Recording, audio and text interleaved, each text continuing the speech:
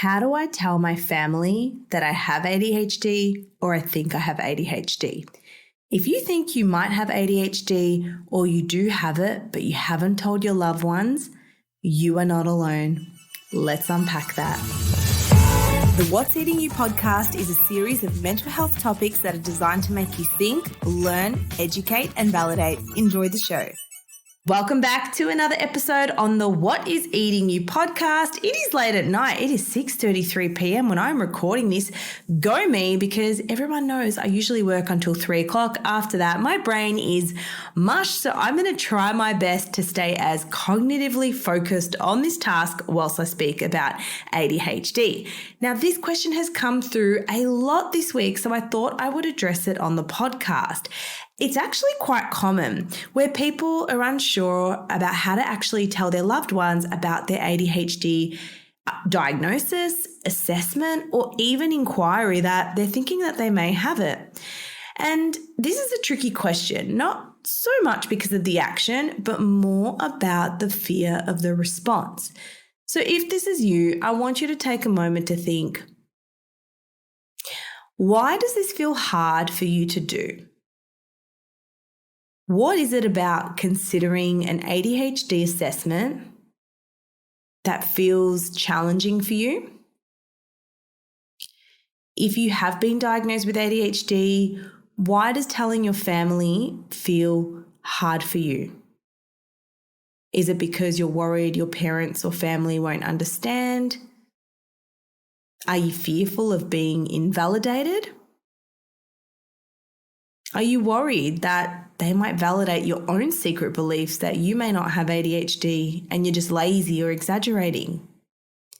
I'm going to speak on behalf of adults today, but if you're a young person or a child listening to this, sometimes communicating with your parents can be really challenging.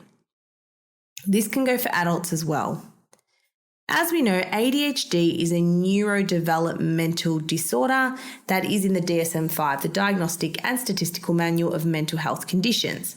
There's been a rise in ADHD assessments and diagnoses over the last couple of years, and this is for a number of reasons.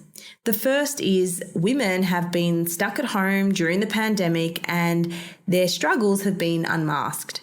They've been required to face what's going on around them rather than keep busy. And they've notably seen that basic everyday things can seem really tough and challenging. This paired with the rise of TikTok and social media and people speaking out about ADHD and how it often manifests in women has also raised significant awareness and insight for people. ADHD, as we know it, is typically attention deficit hyperactivity disorder, but there's 3 subtypes.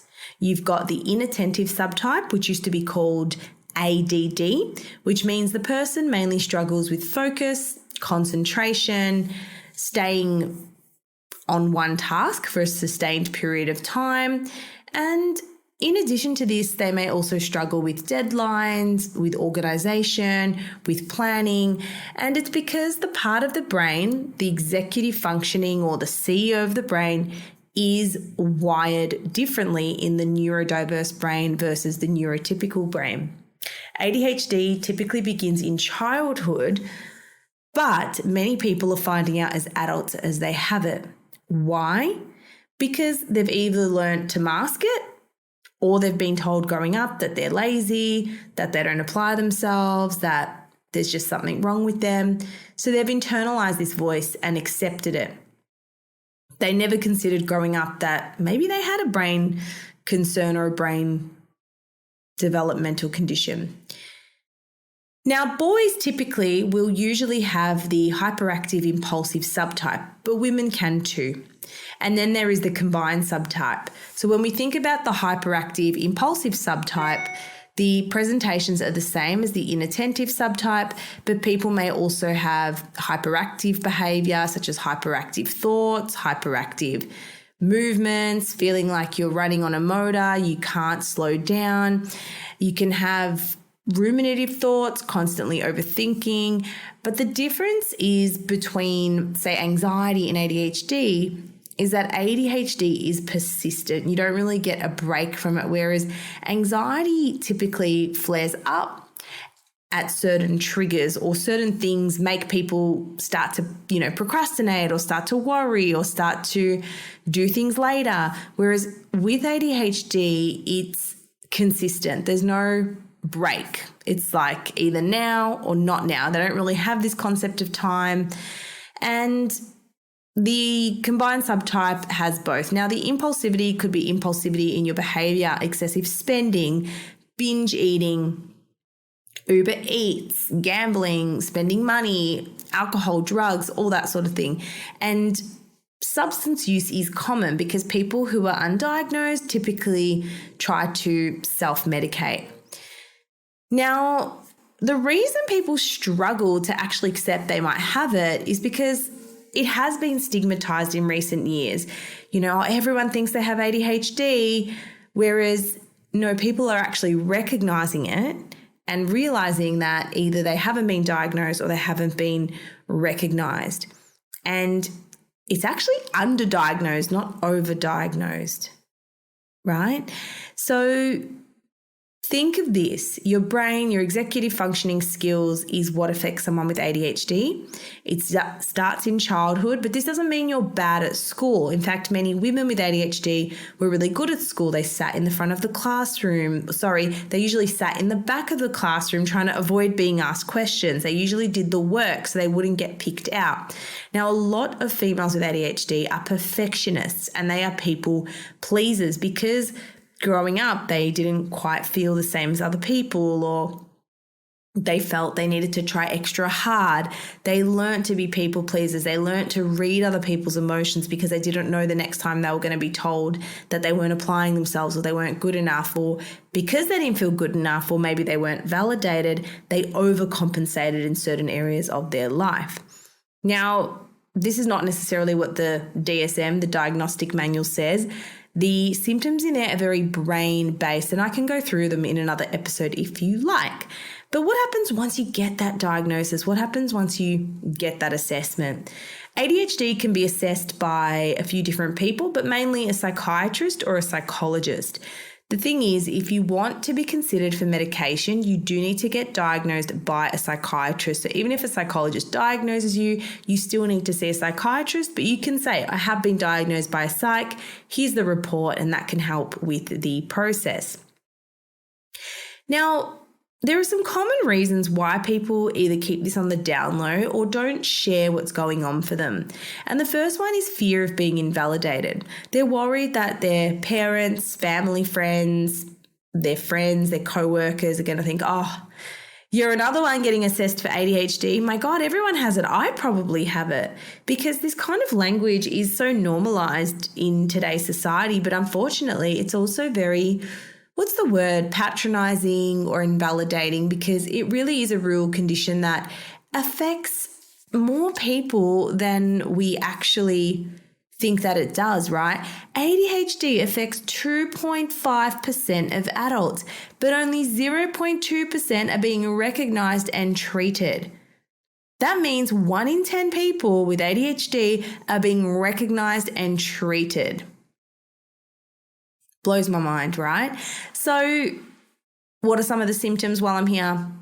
Inattentiveness, great difficulty getting started on tasks even when you know you have to. Difficulty with organization, forgetfulness, distractibility, zoning out, misperception of time, difficulty regulating your emotions. Women haven't feel that they reach their full potential in their career and they feel they can't demonstrate their full ability. We see people have difficulty across primary, secondary, even tertiary study. They start a degree, they don't finish it. There have been people who've started 5 degrees and haven't finished any. They have an erratic work history, usually 6 to 12 months. Now, this isn't everyone. There is another group which is very perfectionistic, very people-pleasing, that will have overcompensated, and they probably feel very burnt out, very exhausted because they have spent a lot of time and they endure what looks so easy on the outside. They endure every day with great difficulty and struggle. All right. So apart from the fear of being invalidated, another reason people are hesitant to share this journey with their family is guilt that their parents didn't pick up on it. So their parents may feel guilty they did not pick up on it. So if you say to your mum, I've got this condition, or I've had this and I was born with it, or I've had it since I was, in primary school and I was young, parents might feel very guilty. They might feel very bad that they didn't pick up on this. And you don't want your parents to feel bad, especially our ADHDers who are people pleasers and perfectionists. You don't want to put that on your parents. So you may not tell them. You may just continue to cope in silence. You may just handle this on your own because that's what you've always had to do. And a lot of people see me who actually have parents who are psychologists, or they have mothers who are psychologists. And this can be a really sore, sticky kind of subject. And I've even had particular parents who have perhaps questioned the diagnosis, doctors, family doctors who've questioned the diagnosis. And this can be really invalidating for the person who's experienced it. They've been diagnosed, they've received this diagnosis, and then their parent, who's a psychologist or a doctor or whatever it might be, is invalidating that, or even their family doctor. Oh, you don't have ADHD, that's ridiculous. You're able to concentrate, whatever. So that is another thing. When you've got a mental health professional in the family, it can be quite challenging because, one, they might feel guilt they didn't pick up on it. Two, just because you've got a mental health professional in the family doesn't mean they've sorted their own stuff out, right? Psychologists get into this work because they've either been through something themselves and they're wanting to try to better understand it. Doesn't mean they've resolved all their own stuff, right? Just something to keep in mind. So if your parent is a psychologist, it doesn't necessarily mean that they don't have parts of themselves that get activated from time to time. Doesn't mean that they don't have narcissistic traits or tendencies.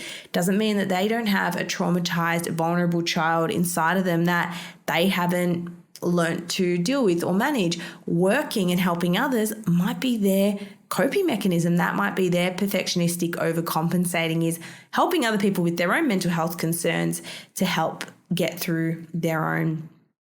Now, the third reason that people are reluctant to usually tell their families is because they're still doubting themselves.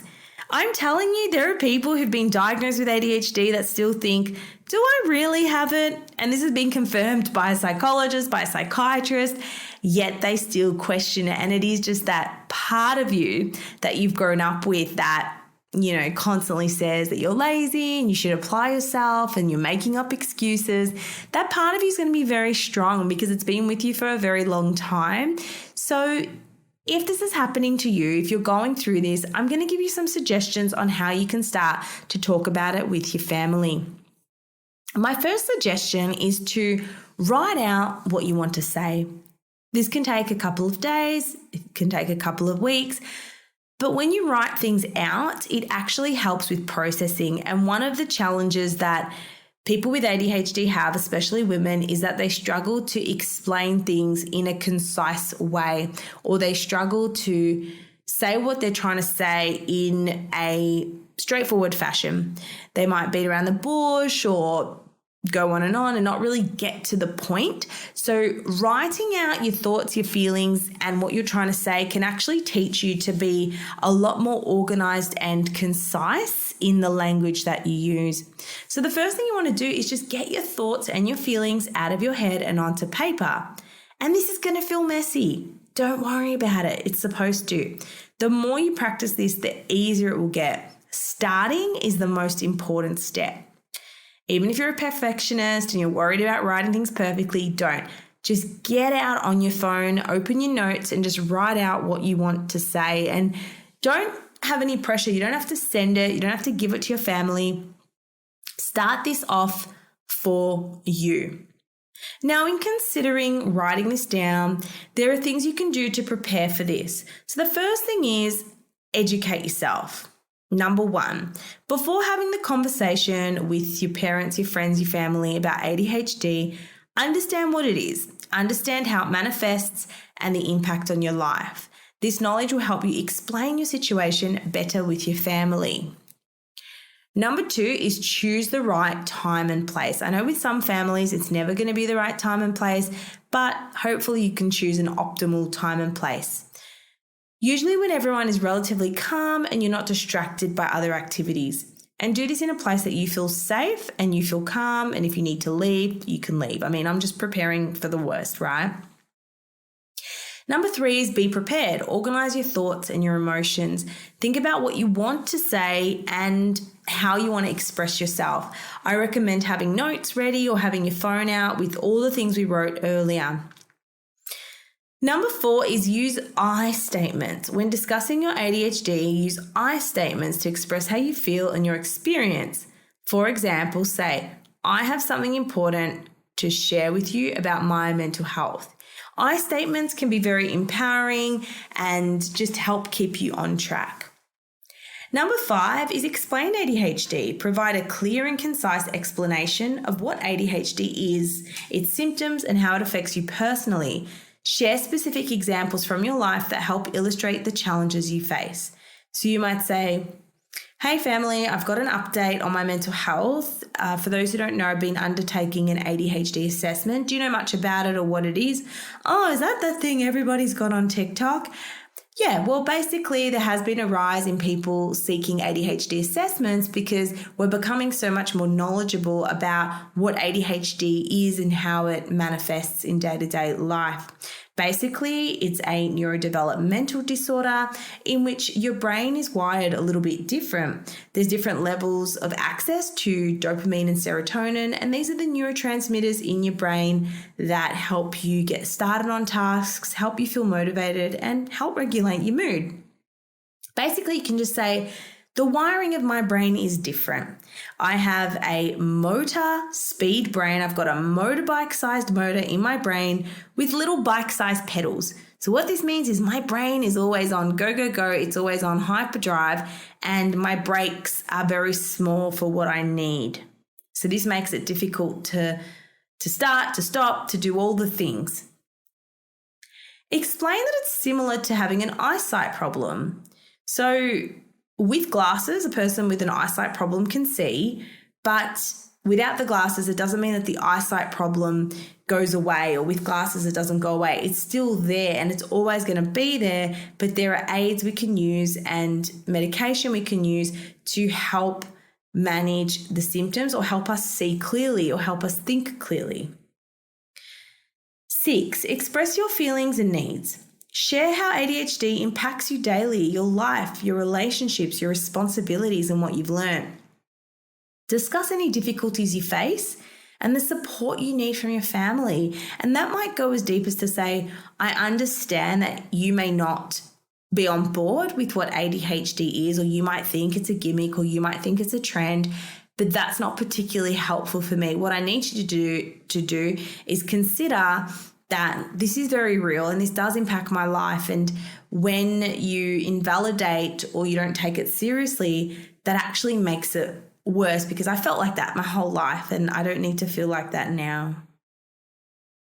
So discuss these difficulties and explain what you need from your family. Do you need them to ask you about it? Do you need them to help you with certain things? Number 7, address misconceptions. Address any misconceptions or stereotypes they may have about ADHD. So be open to the fact that they may have stereotypes. Oh, isn't ADHD that thing with naughty children that jump up and down on the couch? Offer resources or suggest they educate themselves to have a better understanding. Send them to resources, send them to my TikTok, send them my videos. Happy to explain.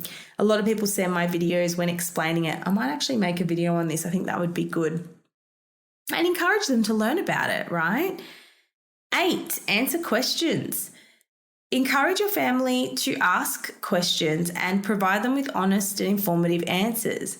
Be patient and open to discussing any concerns they may have.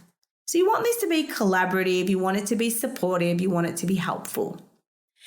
And number 9, emphasize treatment and coping strategies. Talk about the strategies, the treatments, the therapies you're using or considering to manage your ADHD. Reassure them that you're taking steps to do the best you can to understand this and to know what they can do to help you. And the last one is number 10, give them time to process it. Understand that your family may need time to absorb this situation and adjust to the news. Be patient and give them space to process their thoughts and feelings. Especially if they've got old cognitions or old beliefs about neurodiversity or, they'll grow out of it. This can be very triggering, and I understand it can be very invalidating, but the best thing you can do is don't react, don't defend, just gently let them know how you feel and let them know how comments like that impact you, and offer them a suggesting solution. Reassure your family that your relationship with them is important and that you care, and you're telling them this because you care. And ADHD doesn't change who you are as a person, and the medication's not going to change who you are as a person. And it may require a bit of education on your end, which may feel exhaustive at first, but it may also be necessary. Remember, it is a valid condition and you deserve to be heard, you deserve to feel validated, and it's up to you to voice your needs and advocate for yourself. And the more people we can educate about this condition, the less stigma it can have and the more support we can get. If you enjoyed this podcast, please let me know by leaving a rating below or a review on Apple Podcasts. I would be forever grateful. I'm always taking requests for new episodes. So if you have an episode request, just reach out to me either on a TikTok video or through Instagram and let me know what you want to hear next. And if you haven't voted yet on the Australian Podcast Awards, please vote below. Absolutely love bringing you this, and I'm super grateful to have you listening in on today's episode. Have the best day, and I'll see you in the next one. Bye for now.